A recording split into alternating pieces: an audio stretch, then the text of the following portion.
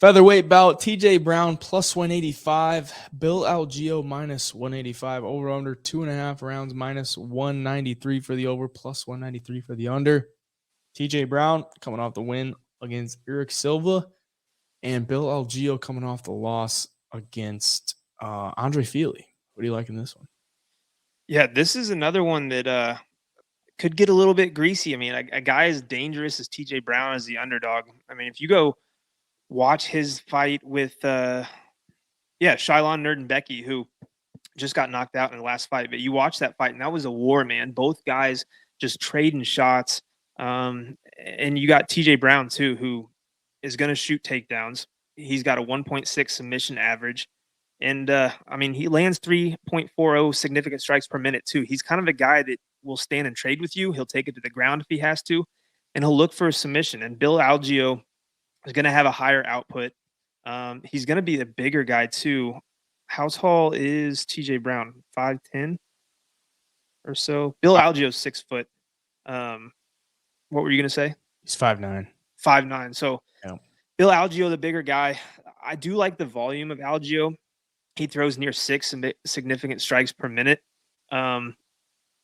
The one thing that really jumps off the page to me, though, is that takedown defense of Algeo being 55% when you got a guy like TJ Brown who averages near 4 takedowns a fight. So that could be a path for TJ Brown to at least make it interesting. You know, if he gets in a firefight, lands some big shots, and then, you know, uses those takedowns maybe at the end of the rounds so he doesn't gas out, try to steal some rounds. I think that's a path that he could potentially use to try to steal a win here. At the price, though, I just can't, right now at least, I can't get behind Bill Algeo. I just, TJ Brown just seems way too dangerous here for me. As far as betting it, I'm kind of lost on which side to go with right now. It's just TJ Brown, there's a bunch of risks to betting on him, and I can't get behind either guy right now. For the sake of the pick, I'm going to go with the more dangerous guy in my opinion, which is TJ Brown. But who are you going to go with here?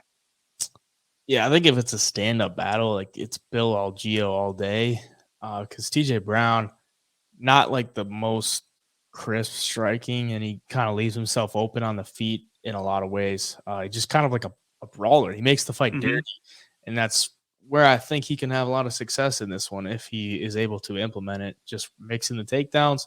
Basically, just don't let Algeo get comfortable on the feet, because if it's there, I think he just probably picks him apart with the volume and with the length as well.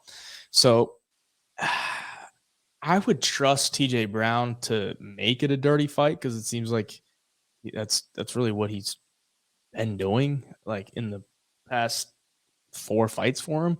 The Eric Silva fight, he basically just kind of blitzed him right at the start, took him down, throw some wild shots into a takedown, and then once he's on the ground, just reverse. If he loses his position, get back to his feet, and then get on his back as well. So, yeah, I don't know that I could get behind a minus 190 ticket on Bill Algeo.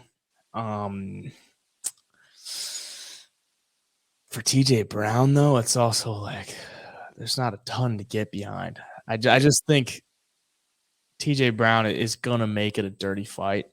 And I think the value is more on TJ Brown. And at plus 190, he is fighting in the area that he is from as well. So, I mean, he's getting kind of a home fight there.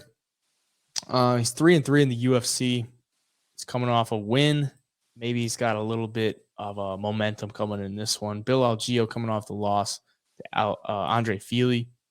And in that one, it was a close fight, and Andre Feely's been, proven against a lot of the featherweight division. I mean, he's fought Max Holloway. He's been in there with a lot of guys, and Bill Algeo showed that he belonged in there, and he won one of the rounds. So it's just really tough to get behind that price. I think if it was more like minus 150, minus 140, somewhere around there, I could be willing to lay it, but minus 190, I don't know. It's a little too much for me. Yeah. You look at the Bill Algeo and Ricardo Ramos fight. Algeo got taken down 8 times in that one, which is insane to get taken down 8 times in a fight. And we've seen him taken down, twice by Joanderson Brito. Actually taken down once by Andre Feely in that fight too. So it makes you think that if he's getting taken down that much, that TJ Brown will have at least an opportunity to get this fight to the ground if he wants it.